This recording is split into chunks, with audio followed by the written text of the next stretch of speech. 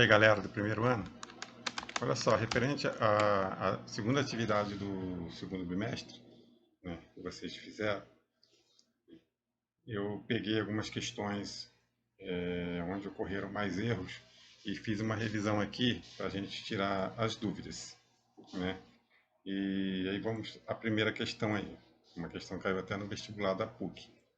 O efeito estufa é um fenômeno natural e fundamental para a manutenção da vida no planeta Terra. Entretanto, quantidades excessivas de gás estufa na atmosfera podem elevar a temperatura do planeta a níveis indesejados. O Protocolo de Quioto, de 1997, propõe um calendário pelo qual os países signatários têm a obrigação de reduzir a emissão de gases causadores do efeito estufa em pelo menos 5,2% até 2012, em relação aos níveis de 1990, comparando com 1990. Sobre o aquecimento global e os gases causadores do efeito estufa, é incorreto afirmar que aí tem as afirmações de A a E, né? Então, na primeira afirmação, o CO2, o gás carbônico, né, é um gás que causa efeito estufa, retendo parte da radiação solar refletida pela superfície do planeta?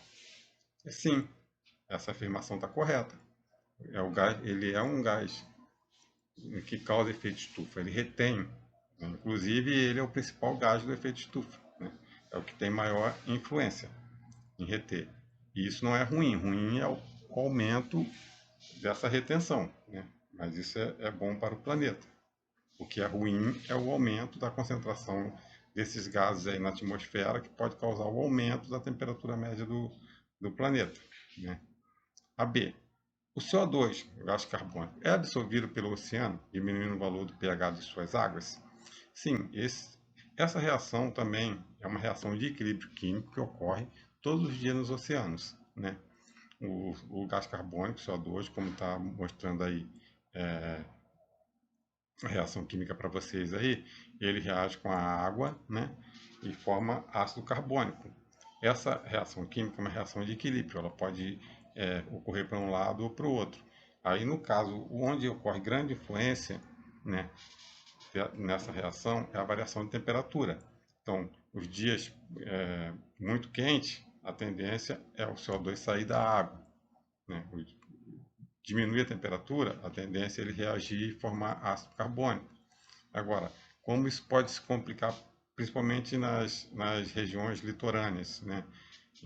Se começar a ter muito CO2 na atmosfera, a tendência é ter muito mais CO2 disponível para ter essa reação com a água do oceano e a água aumentar a acidez da água, né? Então ele pode realmente diminuir o valor do pH da água, tornar a água mais ácida. Isso também ocorre, é uma afirmação verdadeira também, né? O óxido nitroso, né, pode reagir com a água na atmosfera, formando ácido nítrico, um dos componentes da chuva ácida, é uma afirmação verdadeira também. Né? O óxido nitroso, quando liberado na atmosfera, reage com a água da chuva, formando o ácido nítrico, que é o causador da chuva ácida, como vocês estão vendo aí nessa figura, né? Então essa é uma afirmação verdadeira. A gente está procurando uma afirmação que seja incorreta. A D. O processo de fotossíntese das plantas contribui para o aquecimento global? Não, essa não é uma afirmação verdadeira. Ao contrário, a fotossíntese absorve gás carbônico da atmosfera, né? Acumula energia e libera gás oxigênio para a atmosfera, né? Na verdade, a fotossíntese contribui para o controle do aquecimento, não para o aumento, né, do aquecimento global. Então, essa não é uma afirmação verdadeira. Então, no caso, seria a certa questão D, que é a questão incorreta. E falando da questão E, né, sobre o protocolo de Quioto, que diz que o protocolo de Quioto não visa a eliminar totalmente o efeito estufa, é uma afirmação verdadeira. O protocolo não visa eliminar totalmente, né, até porque o efeito estufa é um efeito importante no planeta, né? Mas aí, como está aí, vocês estão vendo aí, o protocolo de Quioto expirou em 2012. e ele foi elaborado em 1997, né, e tinha um prazo até 2012, e o objetivo era o controle das emissões de gases do efeito estufa em níveis que não causassem o aquecimento global. O protocolo não visava eliminar o efeito estufa, né, por completo, até porque o efeito estufa é importante, né, para o planeta. Ele, sim, ele visava sim ter um controle para que não se aumentasse a quantidade de gases emitidos na atmosfera que pudesse aumentar o aquecimento global. Beleza, pessoal? Então, e aí tem uma outra questão também, né, que ocorreram mais erros, né, que é essa questão aí que está aparecendo aí que eu fiz a resolução para comentar com vocês. Né? Considere o sistema a seguir em que os átomos são representados por bolas. Né? São linguagens químicas.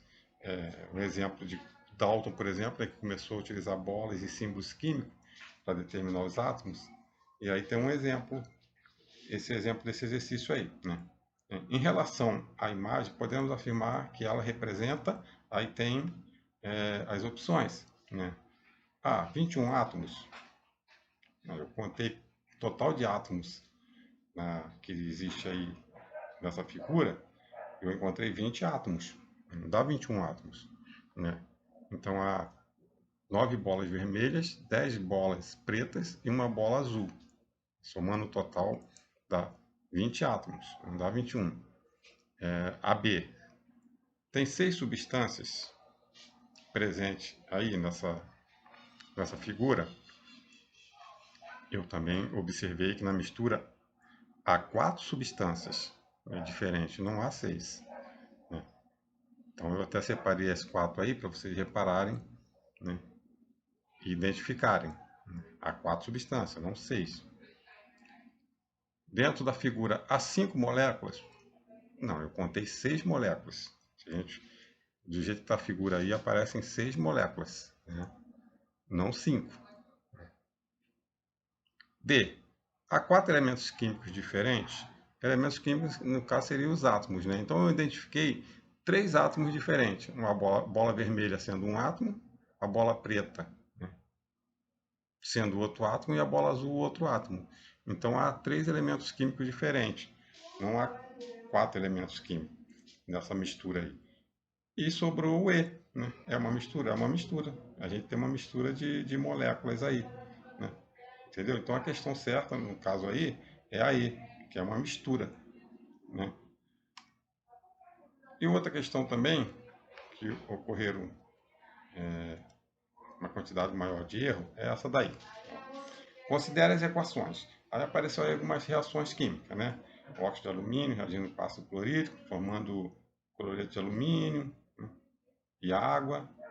O óxido de enxofre reagindo com hidróxido de sódio, formando sulfato de sódio e água. Óxido de bário reagindo com ácido nítrico, formando nitrato de bário, água oxigenada e gás oxigênio, né? E continuando, a sequência correta dos coeficientes, dos reagentes e produtos necessários para o balanceamento estequiométrico das equações 1, 2 e 3 a gente precisa balancear as equações, né, pessoal? Tem que fazer o balanceamento para a gente ver a sequência de números de cada balanceamento aí, né? Então, fui para o balanceamento. Né? Então, peguei o óxido de alumínio reagindo com ácido clorídrico, né, formando cloreto de alumínio e água. E aí eu comecei pelo metal, né, o alumínio. Né? No óxido de alumínio nós temos a presença de 2 átomos de alumínio. No cloreto de alumínio há 1. Então eu preciso balancear isso aí. Eu coloquei 2 lá no cloreto de alumínio. Né? Balanceei o metal. Aí eu vou para um ametal que não seja nem o hidrogênio nem o oxigênio que estão presentes aí. Então eu vou no cloro. Né? Aí eu vejo no cloreto de alumínio, depois que eu balanceei com 2 lá na frente, né? Em 2 moléculas, em uma molécula do cloreto de alumínio tem 3 átomos de cloro. Mas eu tenho 2 depois que eu balanceei, então 2 vezes 3, 6. Eu vou ter 6 átomos de cloro. Então lá no ácido clorídrico vai ter que aparecer 6 átomos de cloro. Então eu balanceio com 6. Então vou ter 6 moléculas do ácido clorídrico. E aí eu vou para o hidrogênio. Né? Como eu balanceei o ácido clorídrico com 6, né? Lá na molécula de água, em uma molécula eu tenho 2 átomos de hidrogênio. Então eu balanceio aí com 3 na frente aí, porque 2 vezes 3 6. Vou ter 6 átomos de hidrogênio aí. Aí vou para o oxigênio. Eu tenho 3 lá no óxido de alumínio. E eu vou ter 3 lá na molécula de água. Então tá certinho, não preciso mexer em nada. Então no caso aí dessa primeira reação aí, a sequência correta do coeficiente, né? Sempre lembrando, a gente balanceia sempre pelos menores números inteiros possíveis. A sequência vai ser 1, 6, 2 e 3. Então a primeira sequência é 1, 6, 2 e 3. Balanceei a primeira. 1, 6, 2 e 3 é a sequência, pessoal. Eu elimino aí as outras questões aí e fico só com duas possíveis, que é a B e a E, né? 1, 6, 2 e 3, 1, 6, 2 e 3. Certo? Aí eu vou lá para a segunda equação, para balancear. Né? Eu tenho óxido de enxofre reagindo com hidróxido de sódio, formando sulfato de sódio e água. Né? De novo, vamos começar pelo metal. Sódio é o metal, o Na. Eu tenho lá no hidróxido de sódio eu tenho 1 e no sulfato de sódio eu tenho 2. Na molécula do sulfato de sódio eu tenho 2 sódio. Então eu tenho que, no hidróxido de sódio, eu vou colocar o 2 na frente aí. Certo? Balanceei. Agora eu vou com um metal que não seja nem o oxigênio nem o hidrogênio. Então eu vou no enxofre. Então eu tenho, no óxido de enxofre eu tenho um enxofre. E lá no sulfato de sódio, do produto formado, eu tenho um enxofre. Então eu balanceio aí, um em um aí. Beleza? Tá. Agora eu vou para o hidrogênio. No hidróxido de sódio, no reagente, eu tenho agora 2 átomos de hidrogênio, porque eu balanceei o hidróxido de sódio com 2 na frente, vão ser 2 moléculas, em cada molécula eu tenho um hidrogênio, então eu vou ter 2 hidrogênios. Então eu tenho que ver do outro lado quanto tem, se eu preciso balancear. Na molécula de água eu tenho 2 hidrogênios, então é só uma molécula mesmo. Então, aí eu confiro o oxigênio, para ver se está batendo. Eu tenho 2, 3 nos reagentes, eu tenho 2 no óxido de sódio e tenho 2 no hidróxido de sódio, eu tenho 4 no total. No produto formado eu tenho 3 no sulfato de sódio e mais um na molécula de água, 4. Então tem 4, 4, está balanceado. Então a sequência aí dos coeficientes aí é 1, 2, 1, 1. Né? Então eu tenho na primeira equação 1, 6, 2, 3. E na segunda 1, 2, 1, 1. Então vamos lá no exercício, lá, volta no exercício. A gente vê qual que está certo. 1, 6, 2, 3. 1, 2, 1, 1. Eu vou até balancear a terceira, mas aí eu já sei que a questão E aí, né? Que é 1, 6, 2, 3, 1, 2, 1, 1. Porque a gente estava na dúvida entre a C, a questão E e a B. A B 1, 6, 2, 3, mas aí na segunda equação não é 2, 1, 1, 1. Né? A gente já sabe que é 1, 2, 1, 1. Né? Mas a gente balanceia a segunda aí também, só para a terceira equação, só para treinar. Né? No caso aí a gente tem o óxido de bário reagindo com ácido nítrico, formando nitrato de bário, água oxigenada e gás oxigênio. Né? Vamos primeiro balancear o metal, que é o bário. O bário é o metal aí. Tem um de um lado, tem um do outro, fica um em um. Agora a gente balanceia um A metal que não seja nem o oxigênio nem o hidrogênio. Vamos no nitrogênio. Né? Eu tenho lá do lado lá no nitrato de bário, eu tenho entre parênteses, está multiplicando por 2 que está de fora aí, então eu vou ter 2 átomos de nitrogênio no sulfato de bário. Então eu tenho que ter 2 lá no ácido nítrico. Então eu vou balancear 2 na frente do ácido nítrico. E aí eu vou para o hidrogênio, né? Eu tenho 2 no nitrato de bário no ácido nítrico. Vamos ver quanto tem nos produtos formados. Eu tenho hidrogênio lá na água oxigenada, H2O2. Eu tenho 2 lá. Eu tenho 2 já balanceado no ácido nítrico, então é 1. Eu coloco 1 na frente da água oxigenada, né? O oxigênio. Eu vou ter 4 átomos de oxigênio no óxido de bário, né, nos reagentes aí, e mais 6 no ácido nítrico. O ácido nítrico balanceei com 2 na frente aí, eu multiplico. 2 vezes 3, 6. Então eu vou ter um total de 10. Aí eu conto lá nos produtos formados quanto que eu vou ter de oxigênio. Então no nitrato de bário eu tenho 2 vezes 3, 6. Né? O que está fora do parênteses multiplica o que está dentro. Né? 2 vezes 3, 6 de oxigênio.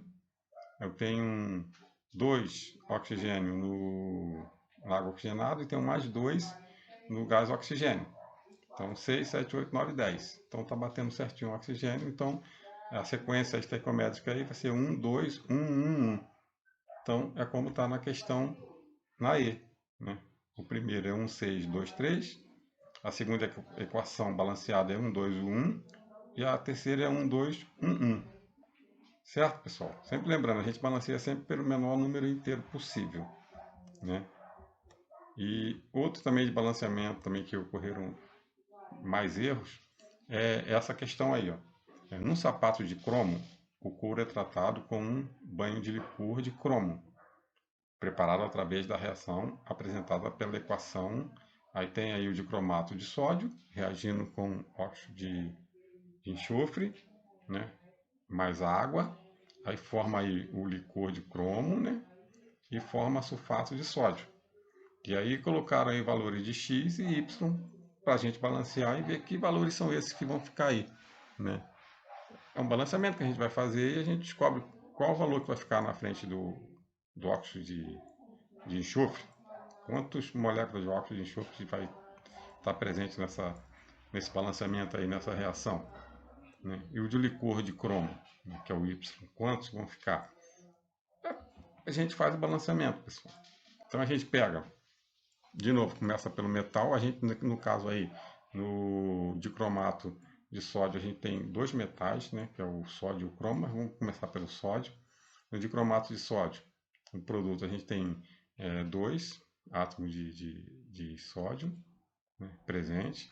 Aí a gente vai lá no produto formado, onde tem sódio, lá no sulfato de sódio, tem 2 também, tá? Tem 2, 2, então por enquanto está 1 e 1 e 1.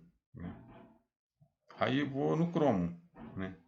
No dicromato de sódio a gente tem 2 átomos de cromo, mas a gente olha lá no licor de cromo, a gente tem só 1, então a gente balanceia colocando 2 na frente, certo? E aí a gente vai para um metal que não seja oxigênio e hidrogênio. Vamos no enxofre. Né? Aí a gente vê no óxido de sódio tem um enxofre, a gente vai para o outro lado, vamos contar quantos enxofre tem. A gente tem agora no licor de cromo, a gente vai ter 2 átomos de enxofre, que a gente já balanceou aí com 2. Né? E no nitrato de sódio, né? A gente vai no sulfato de sódio, a gente vai ter 1, né?